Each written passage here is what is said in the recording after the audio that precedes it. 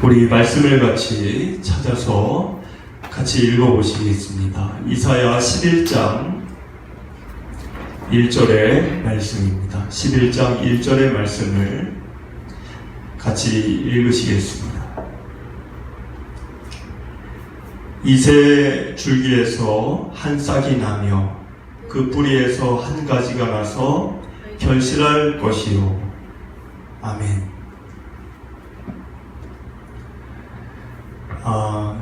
여러분들, 오늘은 이스라엘 이야기를 많이 이사야가 이렇게 남유다나 이런 시대, 그 시대의 사람들을 향한 이야기를 많이 했었는데, 오늘은 이스라엘에 대한 이야기를 한 것이 아니고, 오늘 11장에서는 이사야가 예수님에 대한 이야기를 하고 있는 것을 보게 됩니다.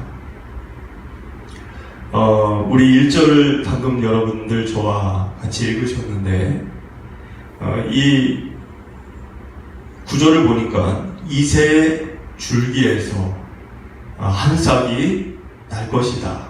그리고 가지가 나서 많은 결실을 맺을 것이다. 그런데 이사야라는 분은 지금으로부터 몇 년 전 분이실까요? 2700년 전 분이십니다. 예수님 태어나기 700년 전 분이세요. 이사야라는 그 분과 우리의 가장 큰 차이는 무엇이냐면, 우리는 예수님 이후에 살고 있는 사람들이고, 이사야라는 그분은 예수님 오시기 전의 분입니다. 그런데 그 예수님 이전에 700년 전에 사시던 분이 예수님에 대해서 이야기를 했다는 것 자체가 가히 놀랍고, 또 예수님에 대해서는 얘기한 게 아니고, 이사야서를 나중에 우리가 나누겠지만 요한계시록에 있는 이야기, 그러니까 예수님이 다시 이 세상에 오셔서 새하늘과 새 땅이 이 세상 가운데 펼쳐질 것에까지 이야기를 하셨습니다. 그래서 이 이사야라는 분은 이 전 인류 역사의 마지막까지를 내다보시고 말씀하셨던 정말 위대한 선지자분이 아니실까, 이런 생각을 해보게 되는데, 우리 1절에서 보면은 이새 줄기에서 한 싹을 이렇게 이야기하고 있습니다. 사실 그 이사야 선지자분은, 우리는 지금 11장을 읽고 있지만 9장에서, 지난 이야기죠, 9장에서 이미 예수님에 대해서 얘기한 적이 있었습니다. 이사야서 9장 6절의 말씀이죠. 이사야서 9장 6절에 보면은 한 아기는 이제 예수님을 얘기하는 거죠. 한 아기가 우리에게 낳고 한 아들을 우리에게 주신 바 되셨는데, 그분은 어깨에 정사를 메었고 기묘자고 모사고 전능하신 하나님이고 영존하시는 아버지라, 이렇게 이미 예수님에 대해서 얘기한 적이 있었습니다. 그런데 오늘 11장에 와서 다시 예수님 얘기를 두 번째 지금 언급을 하고 있는 겁니다. 처음이 아닌 거죠. 그런데 이 11장 1절을 보니까 예수님을 표현할 때 예수 그리스도 이렇게 얘기하지 않았고, 이새의 줄기에서 난 싹이라고 얘기했습니다. 여러분들, 이 싹이라고 하는 것은 이사야가 이사야서 4장에서 한번 얘기한 적이 있었어요. 이미 얘기를 한 적이 있었죠. 이사야서 4장 2절에서 그 4장 2절을 보면, 그날에 언젠가 그날이 되면, 이사야가 볼 때는 언젠지 모르겠지만 하나님의 때가 되면 그날에 여호와의 싹이 아름답고 영화로울 것이요, 그 땅의 소사는 영화롭고 아름다울 것이다, 이렇게 얘기한 적이 있었습니다. 여기서 이사야 4장 2절에서 여호와의 싹, 여호와의 싹. 여러분들 싹이라는 게 도대체 뭘까요? 뭐 농사를 짓는 것도 아닌데 이 이사야가. 근데 이 싹이 보니까 여호와의 싹이라고 되어 있어요. 여호와, 하나님의 싹이라는 거죠. 근데 이 싹이라고 하는 단어는 영어로 영어 성경을 찾아보면 이 싹이라는 단어는 브랜치라는 단어로 되어 있습니다. 브랜치라는 단어의 뜻은 가지라는 뜻이에요. 나뭇가지라는 뜻이죠. 그럼 하나님께로부터 돋아난 나뭇가지 누굴까요? 그분은 예수님이십니다. 근데 그 예수님이 여호와의 싹인데, 하나님으로부터 난 싹인데, 여러분들 싹이라고 하는 거는 바람이 불면 날아갈 수밖에 없는 그런 연약한, 작고 참 부족한 그런 싹이죠. 그런데 그 싹이 땅에 심겨지면 나무가 됩니다. 나무가 되면 가지를 뻗게 되고, 그럼 어떻게 되죠? 열매를 맺습니다. 그래서 여기 4장 2절에 보니까 어떻게 되어 있죠? 순서가 이사야서 4장 2절이 여호와의 싹이 아름답고 영화롭다. 그러니까 예수님이 아름답고 영화로우시다는 거예요.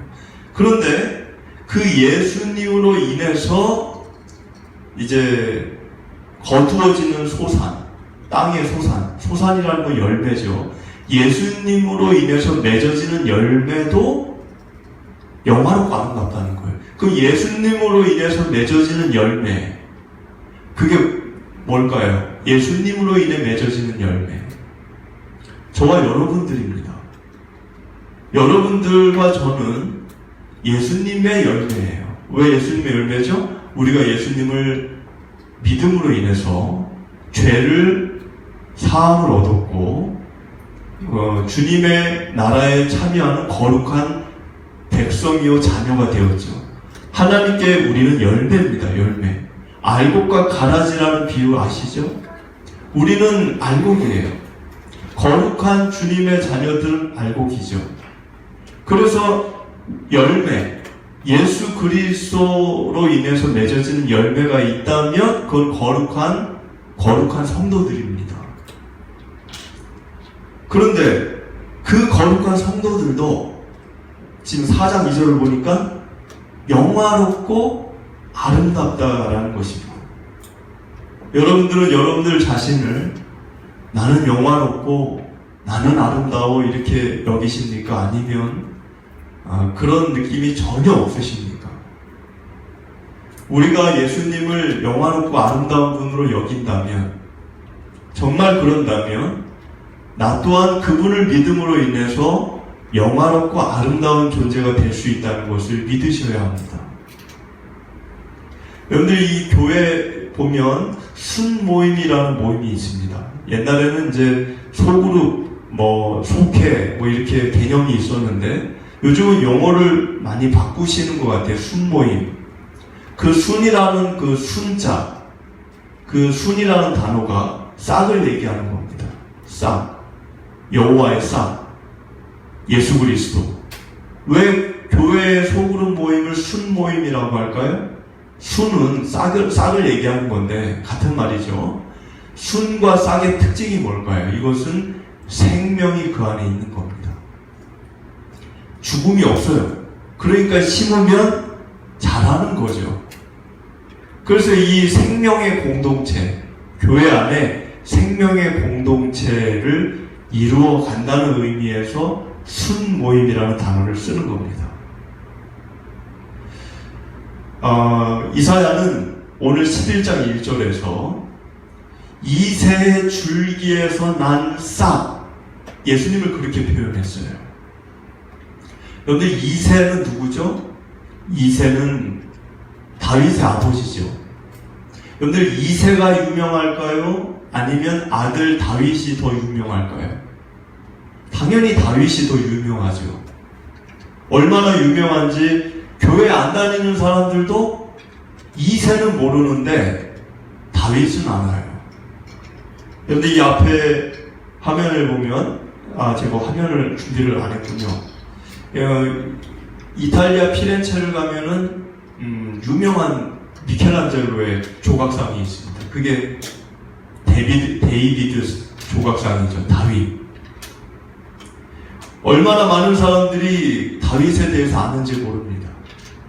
그런데 왜 예수님을 표현할 때 누구나 다 아는 다윗의 줄기에서 난 싹이라고 얘기하면 다 알 것 같은데 왜 이새의 줄기에서 난 싹이라고 이새를 얘기했을까요? 그 의미는 여러분들 이사야가 볼 때 메시아가 언젠가는 오시겠지만 이 땅에 하나님이 보내시겠지만 그분은 만왕의 왕이고 그분은 만주의 주가 되시는 분이시지만 세상에 올 때는 정작 비천하고 주목받지 못하는 그런 사람들이 볼 때는 별로 그렇게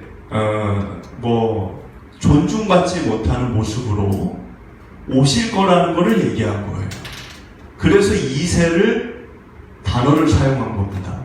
근데 이새는 베들레헴에서 양을 치는 시골 농부 목자였습니다. 그를 알아주는 사람도 없었고, 이새는 존재감이 없는, 동네에서도 그렇게 주목받지 못하는, 인정받지 못하는 그런 인물이었습니다. 마치 그와 같이 언젠가 예수님은 이 땅에 오시는데 그 예수님은 비천한 그러한 모습으로 주목받지 못하는 모습으로 오신다는 것을 강조하기 위해 다윗이 아닌 이새라는 단어를 사용한 것입니다. 우리 2절을 같이 읽어볼까요?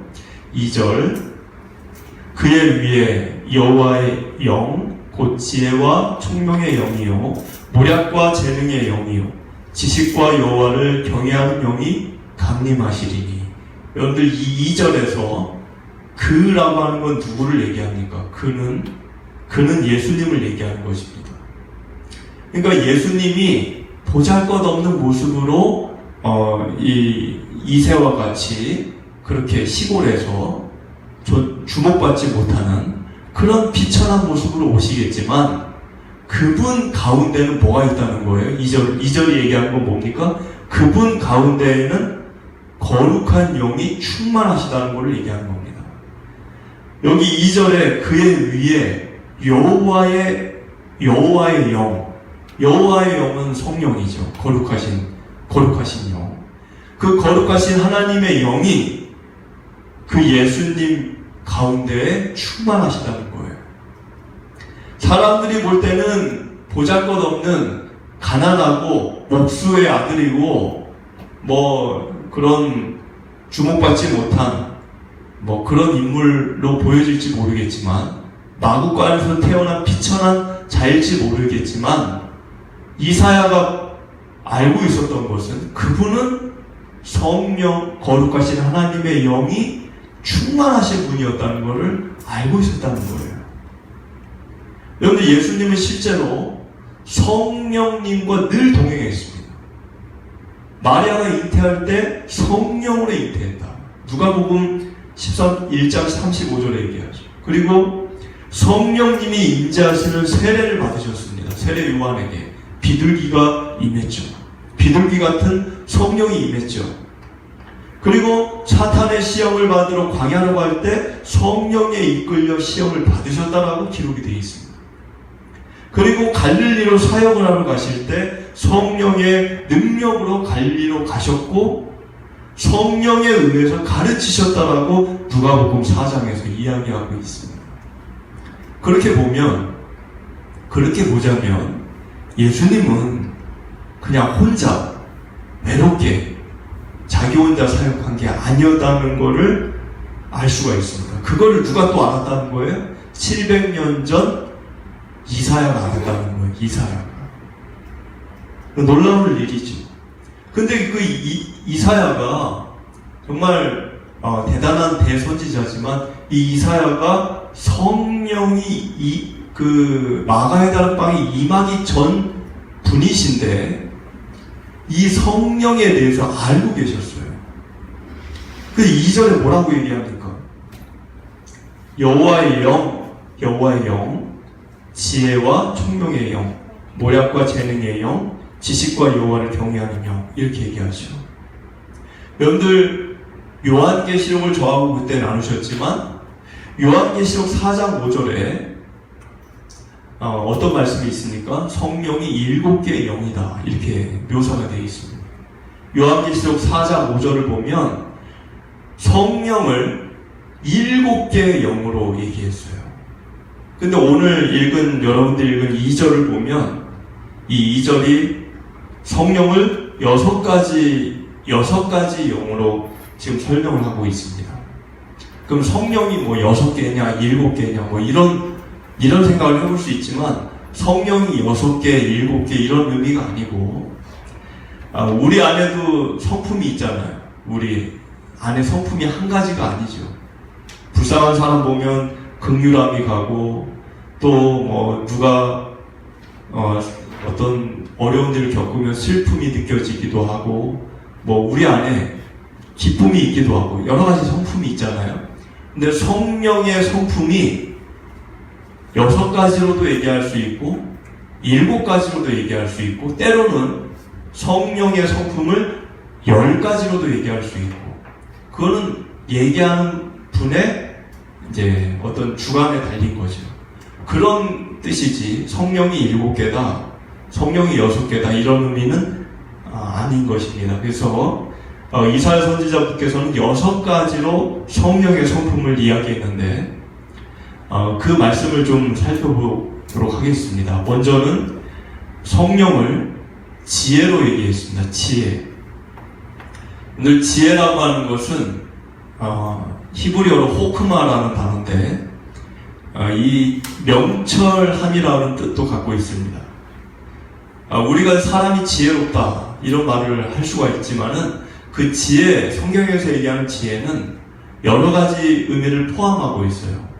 예를 들면 뭐 상황 판단을 현명하게 하거나, 또 언어 또는 뭐 시간 활용을, 뭐 시간 사용을 이렇게 현명하게 하고, 또 신중하고, 또 어떤 기술이 있거나 전략이 뛰어날 수도 있습니다. 이 모든 것들이 지혜라는 것에 들어가 있어요. 근데 지혜, 성경에서 얘기하는 지혜의 궁극적인 지향점은 어디 있느냐?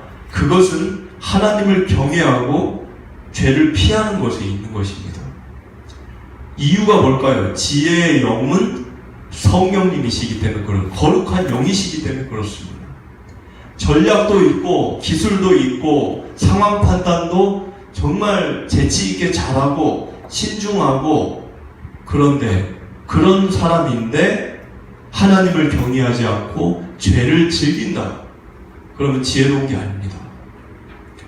그 다음은 총명의 영입니다. 총명은 뭐 이해력이나 통찰력을 얘기하는 거예요. 그럼 뭘 이해하는 걸까요? 이 총명은 이해하는 건데 뭘 이해하는 걸까요? 하나님의 뜻과 마음을 헤아려서 이해하는 것을 얘기하는 겁니다. 그래서 성령이 충만한 사람들은, 성령이 충만한 가운데 있는 분들은 하나님의 선하신 뜻을 잘 알기 때문에 자기 인생과 삶을 그 안에서 살아가는 것입니다. 다음은 모략이죠. 모략. 이 모략이라고 하는 것은 중요한 것을 결정할 때 참모가, 옆에 있는 참모가 필요한 지혜를 제공해 주는 것을 이야기하는 겁니다. 그러니까 성령이 우리 안에 있으면 성령님은 우리에게 말씀하시는 분이라는 거죠. 가만히 있는 분이 아닙니다.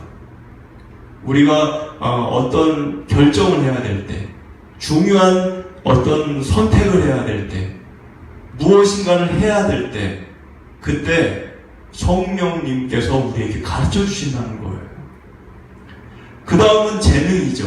재능이라고 하는 거는 뭐 우리가 재능 기부한다 라고 할 때 그 재능이 아니고, 이 재능이라는 단어는 원어를 볼 때 우리가 생각하는 그런 재능이 아니라, 아까 우리가 보았던 이사야 9장 6절에 한 아기, 예수님을 전능하신 하나님이라고 얘기했습니다. 근데 이 전능하신이라는 이 단어가 우리가 방금 읽은 재능이라는 단어와 똑같은 단어예요. 기뽀르라고 하는 단어인데 같은 단어예요. 그러면 이 재능이라고 하는 거는 재능 기부할 때 그 재능이 아니고 전능한 능력을 얘기할 때 전능의 능력을 얘기하는 걸 얘기하는 겁니다. 그러니까 성령님이 어떤 분이시라는 거예요. 성령님은 전능하신 분이라는 걸 지금 얘기하는 겁니다. 그 다음은 성령의 성품이 뭘까요? 그 다음에 나오는 게 지식입니다. 지식은 어떤 지식을 얘기하는 걸까요? 관념적이고 이론적인 지식을 얘기하는 게 아닙니다. 여기서의 지식은 띠아떼라는 단어이지만 체험으로 알게 된 지식을 얘기하는 거예요. 경험을 통해서 알게 된 지식. 예를 들면 여러분들 우리가 운전면허를 실기를 하고 이론을 하고 두 가지를 다 해야 면허가 나오죠. 이론만 필기만 했다고 면허가 나오지 않죠. 왜 그럴까요? 필기는 이론이에요. 경험으로 아는 게 없어요. 이론과 실제는 다른 거죠. 왜 다를까요? 내가 거짓말은 잘못된 거야. 머리로는 알죠. 이론으로는 알아요. 근데 그거를 행할 줄을 모릅니다. 왜? 행하는 능력이 없어요. 머리는 아는데 싸우면 안 돼, 욕하면 안 돼, 그건 잘못된 거야. 머리는 아는데 행하지를 못해요. 왜? 능력이 없기 때문에. 행하려면 능력이 있어야 됩니다. 운전을 능숙하게 잘하려면 운전 실력이 있어야 되는 거예요. 실력. 능력이죠. 머리에 있는 것 갖고는 되는 게 아니에요. 그래서 여기서 얘기하는 지식, 성령님이 우리에게 주시는 지식은 하나님을 경험을 해서 하나님을 아는 지식, 거룩을 행해서 거룩을 아는 지식, 선을 행해서 의와 선을 아는 지식을 얘기하는 겁니다. 의로움과 선한 거, 거룩한 거는 머리로 공부해서 하는 게 아니에요. 행하지 않으면 부질없는, 아무 의미 없는 그런 허공의 바람에 떠밀려가는 그런 것에 불과하지 않습니다. 죽은 지식이라고 얘기하죠. 대표적으로 예레미야 22장 16절을 보면 예레미야 22장 16절에 뭐라고 되어 있죠? 그는 가난한 자와 궁핍한 자를 변호하고 형통하였나니 이것이 나를 알미 아니냐. 여러분들 하나님이 지금 예레미야를 통해서 하는 이야기가 뭐예요? 나를 아는 지식이 뭐라고 되어 있어요? 공부하고 설교 듣고 뭐 이런 게 아니라 가난한 자와 궁핍한 자를 변호하는 것이 나를 아는 지식이라고 얘기했다는 거예요. 지식은 행하는 것입니다. 알고 있는 게 지식이 아니에요. 나도 알아. 그만 얘기해. 나 알아. 그거 아는 거 아니에요. 그렇게 실행하지 않고 살지 않으면 그건 지식이 아니라는 거예요. 성령님은 우리에게 머리로 뭔가를 알려주는 분이 아닙니다. 그렇게 생각하면 착각이에요. 성령님은 우리 마음을 뜨겁게 하셔서 내가 삶을 똑바로 올바르게 살게 해서 알게 하는 지식을, 누리는 지식을, 행하는 지식을, 실천하는 지식을 갖게 하는 분이시라는 거예요. 성령 충만이라는 게 뭘까요? 여러분들 성령 충만하면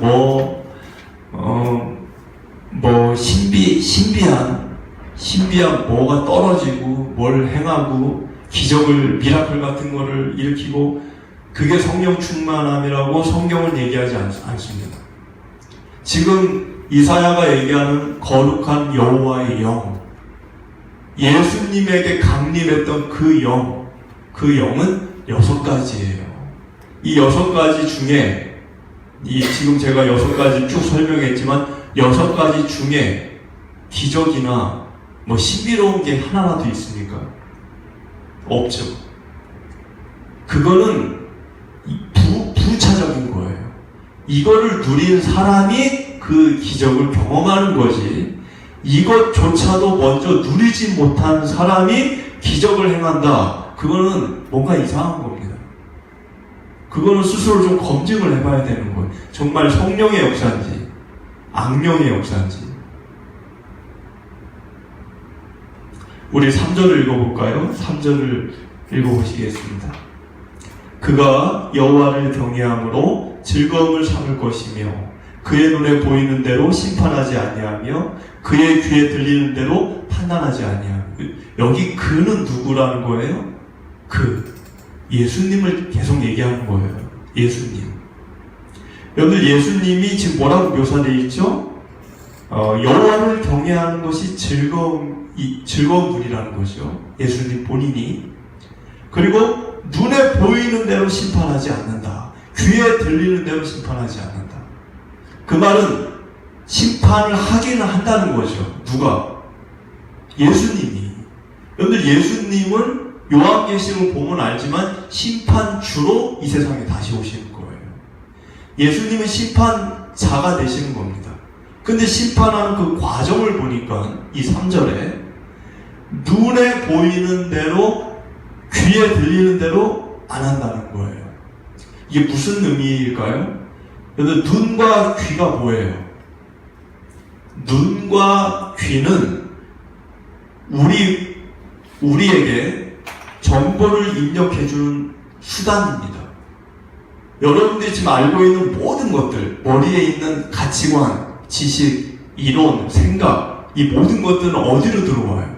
생각해보면 눈하고 귀로 들어오는 거예요. 다른 데는 어디로 들어올 때가 있습니까? 사람이 저런 성향을 갖고 산다, 그 사람은 평생 눈과 귀에 그런 것들을 보고 듣고 사는 거예요.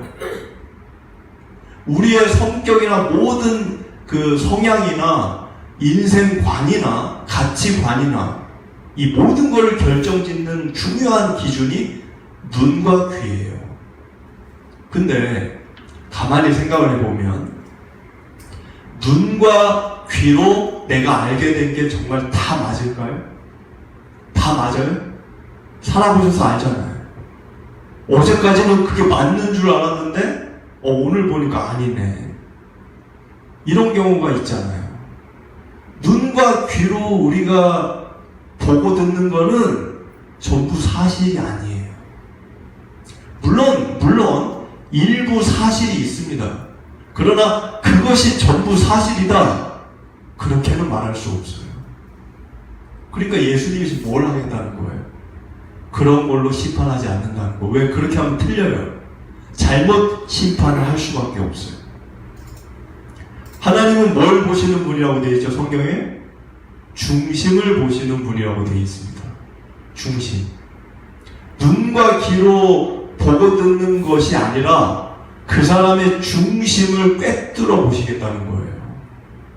근데 우리는, 저와 여러분은 다른 사람의 중심을 볼 수 있어요? 못 봐요? 우리는 못 봐요. 우리는 알 수 없어요. 사람 마음의 길이 물길 9개보다 더 복잡해요. 우리는 알 수 없어요. 나와 같이 사는 가족의 마음조차 헤아리지 못해요. 얼마나 나와 같이 사는 가족이 힘든지, 괴로운지, 아픈지, 그것조차는 몰라요, 우리는. 그러니까 우리는 매번 뭐 갖고 사는 거예요? 보는 거, 듣는 거로만 사는 거예요. 근데 그게 틀린 경우가 많다는 거죠. 하나님은 그러나 눈과 귀가 아니라 사람의 중심을 보시는 분이시라는 겁니다. 근데 하나님이 예수 그리스도께서 사람의 중심을 보고 심판을 하시겠다는 건데, 그 중심을 보실 때 도구가 있어요. 그냥 보는 게 아니에요. 사람의 중심을 볼 때 사용하는 도구가 있다는 거예요. 그게 뭘까요? 4절에 있는 공의와 성실입니다. 우리 4절을 같이 읽어보겠습니다. 공의로 가난한 자를 심판하며 정직으로 세상의 겸손한 자를 판단할 것이며 그의 입에 막대기로 세상을 치며 그의 입술의 기운으로 악인을 죽일 것이며. 자, 여기 보니까 눈과 귀 이어지는 이야기예요. 여러분들, 눈과 귀로 볼 때는 우리는 어떤 생각을 갖고 있습니까? 부자는 악하다, 가난한 자는 선하다, 이런 선입견이 있어요. 여러분들, 부자가 정말 악할까요? 다? 그런 생각이 있잖아요. 부자는 악해. 성경에 보면은 아리마대 요셉 포함해서 선량한 의로운 부자들이 있습니다. 없는 게 아니에요. 근데 우리는 눈과 귀로만 보고 살기 때문에 부자는 다 악해, 이렇게 생각한다는 거죠. 그럼 가난한 자는 의로워요? 여기 보니까 4절에 뭐라고 되어 있습니까? 가난한 자를 심판할 때 공의로 한다고 그랬어요.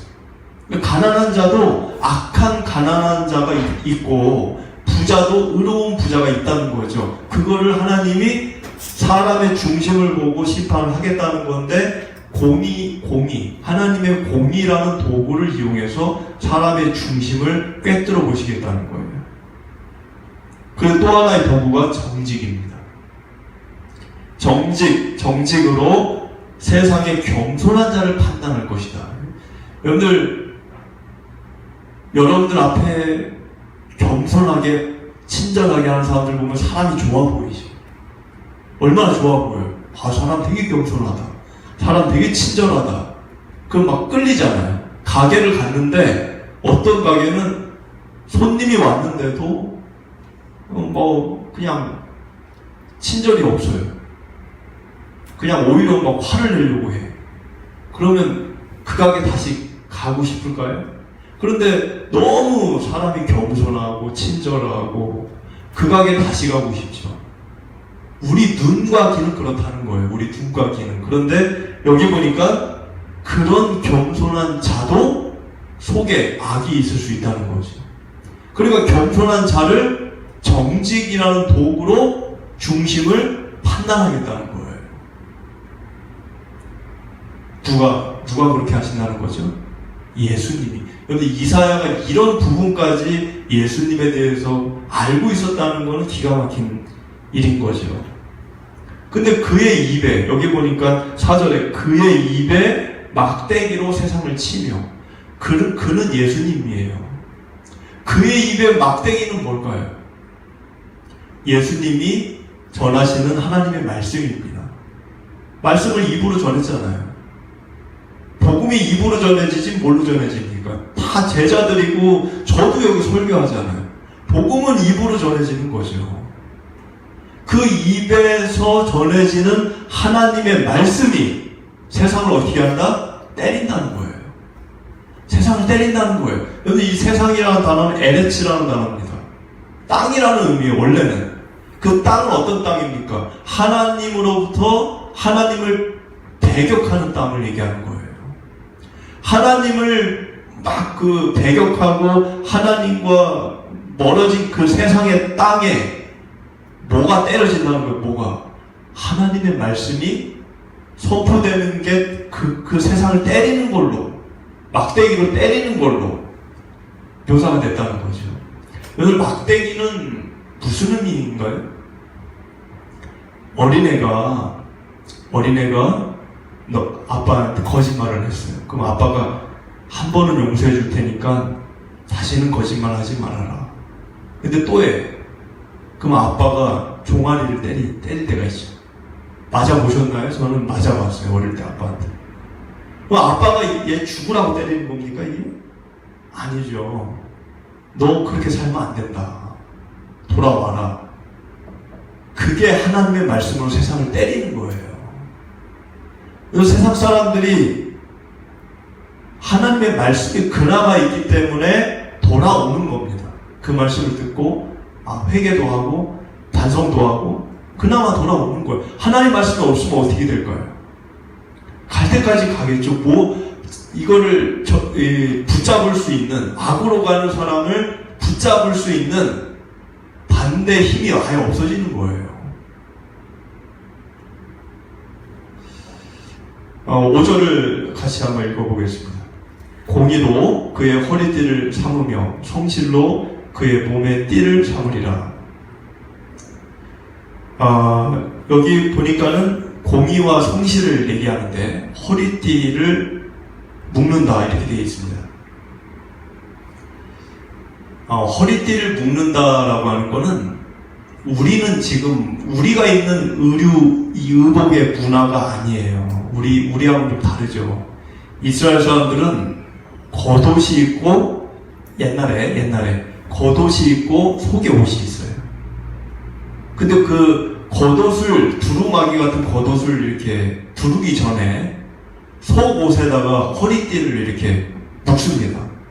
그 문화예요, 문화. 그들의 문화. 그러니까 지금 이 허리띠, 오절에 몸의 띠를 지금 뭘로 두르신다는 거예요, 예수님이. 공의와 성실. 그 얘기는, 여러분들 예수님은 수많은 속성이 있어요. 공의와 성실만 있는 게 아니에요. 자비도 있고, 은혜도 있고, 사랑도 있고, 뭐 용서도 있고, 긍휼도 있고, 여러 가지가 있을 거 아니에요. 예수님의 그 성품이.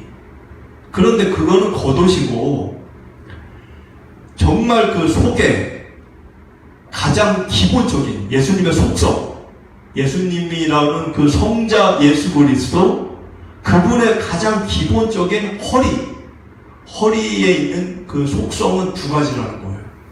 그게 뭐예요? 공의와 성실이라는 거예요. 그리고 그 위에 겉옷들이 붙는 거예요. 다른 속성들이. 이게 이사야가 알게 된 예수님이에요. 제가 알게 된 예수님이 아니고. 여러분, 공의는 우리가 다 아는 건데 성실은 뭘까요? 성실하게 일해라, 그 성실이에요? 게으르지 말아라. 그 성실이 아니고, 이 성실은, 원어를 살펴보면은, 어떤 상황 속에서도 흔들리지 않는 진실함을 얘기하는 겁니다. 그런 성실을 얘기하는 거예요. 어떤 상황에서 흔들리지 않는 진실함. 주님의 이 마음이 이렇게 덧입혀져 있는 건데, 지금 이 주님의 이 속성과 이 마음은 성령의 임재 속에서 비롯되어졌다는 거예요. 그 얘기는 뭐예요? 그 성령을 우리가 받으면, 여러분이 받으면 여러분도 주님처럼 그렇게 닮아간다는 거예요. 우리가 그리스도를 본받아 그러죠. 그리스도를 본받아. 그럼 예수님을 본받고 살자. 그럼 예수님처럼 살자. 주먹 쥐고 외치고 그러면 사라지는 거예요? 그렇게 하면 사라집니까? 벽에다가 예수님처럼 살자 붙이고 화이팅하고 그러면 사라지는 거예요? 그런 게 아니죠. 예수님도 성령이 강림했을 때 이런 속성이 이루어졌다는 겁니다. 우리도 성령님이 우리에게 임하지 않으면 불가능한 일이에요. 아까 제가 성령의 속성을 6가지를 이야기했죠. 지혜, 총명의 영, 모략, 재능의 영, 지식, 여호와를 경외하는 영. 여호와를 경외하는 영을 제가 얘기를 못했는데 아까 설명하다 보니까 마지막이 6번째가 여호와를 경외하는 영이에요. 근데 여호와를 경외한다. 여러분들 경외심을 갖고 예배를 경외가 뭡니까? 막연한 뜻이죠? 경외가 뭐예요? 경외는 자신을 세워준 권위자의 권위를 인정하고 순복하고 따르는 것을 얘기하는 겁니다. 누가 그랬다는 거예요? 예수님이 그랬다는 거예요. 예수님이. 오늘 겟세마네 동산에서 예수님이 땀이 피가 되도록 기도했다는 구절 아시죠? 그때 예수님이 뭐라고 얘기했습니까? 원하옵건대 이 잔을 내게서 멀리하게 하옵소서. 원한다는 거예요, 자기가. 누가 죽고 싶어하고 고통 가운데 처해지고 싶겠어요. 근데 예수님이 그 뒤에 뭐라고 얘기했냐면, 그러나 나의 원대로 마옵시고 아버지 뜻대로 하시옵소서. 그게 경외예요. 예배 때 이렇게 경건한 척 하면서 나가서는 자기 뜻대로 산다. 그건 경외 아니에요. 그거는 외식이에요. 그걸 외식이라고 하는 거예요. 경외라고 하는 거는 내가 예배 때 조금 뭐 그런 자세가 안 보였다 할지라도 실질적으로 중요한 순간에 결정을 내릴 줄 아는 사람을 경외해야 하는 사람이라 얘기하는 거예요. 나를 세워주신 자의 권위를 인정하고 순복하고 따르는 것입니다. 근데 이 일도, 이러한 일들도 여러분이 성령의 임재가 없으면 일어날 수 없어요. 할 수 없어요. 그래서 우리가 그리스도를 본받아 살고 싶다, 주님의 성품을 본받고 싶다, 방법은 하나밖에 없어요. 여러분들이 성령님의 임재를 경험해야 합니다. 그럼 그거 어떻게 경험합니까? 그거 어떻게 경험하는 거예요? 그것은 여러분들이 기도하셔야 됩니다. 하나님께 성령을 나에게 주시옵소서라고 간절한 마음의 소원을 갖고 기도하시면 하나님은 자식에게 뱀을 줄 자가 어디 있겠느냐, 그러면서 얘기하셨죠. 성령을 선물로 주시는 거예요. 여러분들이 그러해서 이 시대 가운데 세상을 닮지 않고 주님을 닮아가시는 축복된 모든 분들 되시기를 축복을 드립니다.